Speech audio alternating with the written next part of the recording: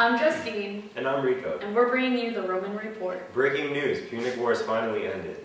Despite various attempts to capture Rome, including Hannibal's surprise attack on the Romans by traveling through the Alps and his victory at Cannae 216 BC, the Romans stood strong with the help of many allies.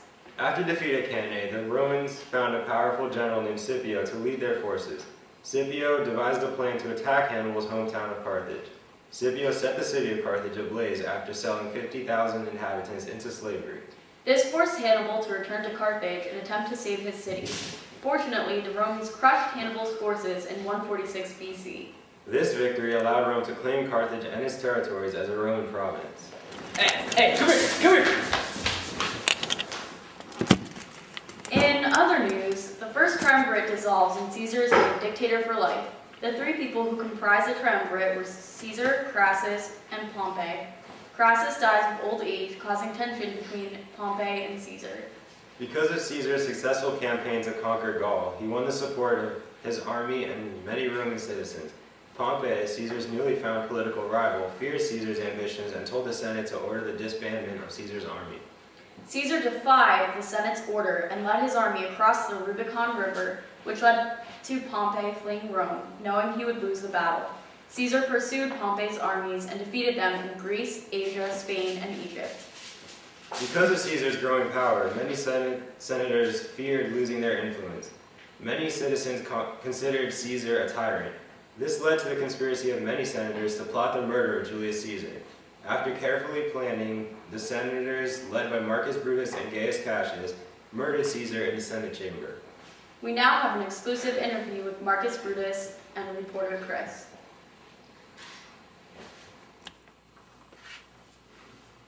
Why, thanks, Justine. Chris here, standing in Brutus's palace. I'm here for my interview with Brutus. Brutus, may we come in? Whoa! Is it okay if I can still interview you? It is straight. So, Brutus, you were Julius Caesar's best friend. What made you turn on him? Caesar was ambitious. It's not that I didn't love Caesar, but that I loved Rome more. Caesar's death was a necessary sacrifice for the citizens of Rome. Interesting. How did the conspiracy begin? The conspiracy was led by my brother-in-law Cassius. He helped convince me to join, although I was skeptical at first. How did it feel to inflict the fatal blow to your best friend? It was hard, but it was necessary. You were right there. What were Caesar's last words? He said, "E tu, Brute, then fall Caesar." It's difficult to consider that my best friend's last memory was of my betrayal.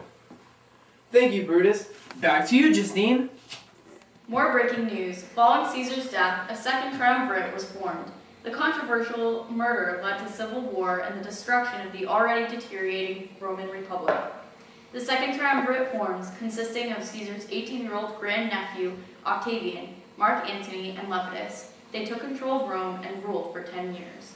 However, Octavian forced Lepidus to retire. Soon after, he and Mark Antony became rivals. Mark Antony met Queen Cleopatra of Egypt. They fell in love and he followed her to Egypt, which led Octavian to think that Antony wanted to rule Rome from Egypt. Another civil war erupted, but Octavian triumphed over the forces of Cleopatra and Mark Antony. Later, Antony and Cleopatra committed suicide, and Octavian gained the new title of Augustus. This marked the beginning of the Roman Empire, led by Augustus. Even more breaking news. The Roman Empire has fallen. Our economy is suffering due to hostile tribes and pirates disrupting our trade system. Our government is minting coins that contain less silver, and our economy is suffering from inflation. Roman population is declining due to a suffering agriculture industry. Harvests are becoming increasingly meager due to overworked soil and destroyed farmland because of war. The Roman military is in turmoil. Roman soldiers are becoming less disciplined and loyal. They swear allegiance to their commanders. On top of disloyal soldiers, the commanders themselves are in constant battles for the throne.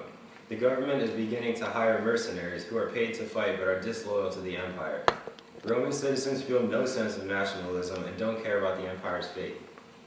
Another major aspect of the empire's destruction is constant invasions from a fierce Asian group known as the Huns.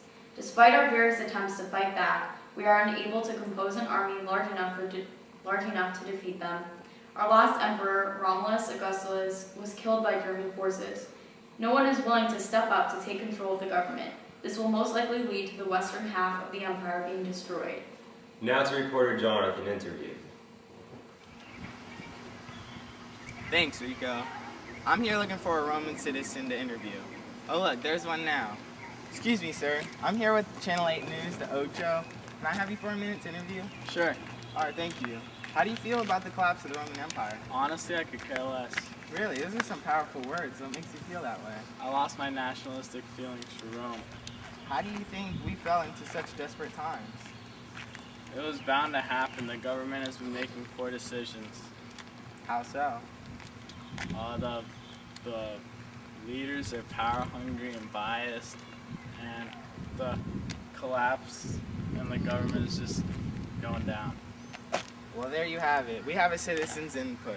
We'll be right back. There. Dude, it's a new titanium ion 3000. Yo, that Only is 3 goes nice. worth. I No know, way. it's so cool, so aerodynamic, dude, it's nuts. Damn, I think I should try it on something. Oh. Yes. Best sword ever. Titanium ion 3000. In stores now for only 2 payments of 3 goats.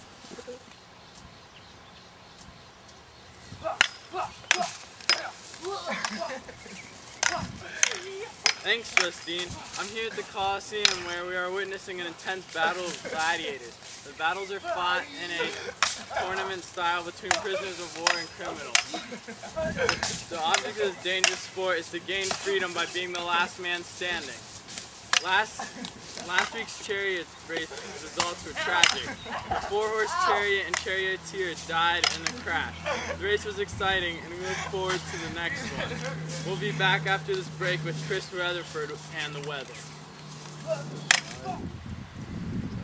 Today is a beautiful sunny day in Rome.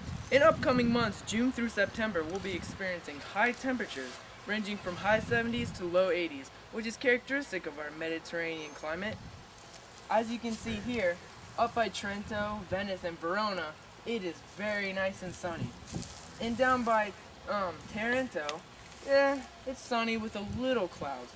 But today the temperatures are high at 82 and low at 69 degrees. Back to you, Justine. That's all the news for today on News Channel 8, The Ocho. See you next time on the Roman Report.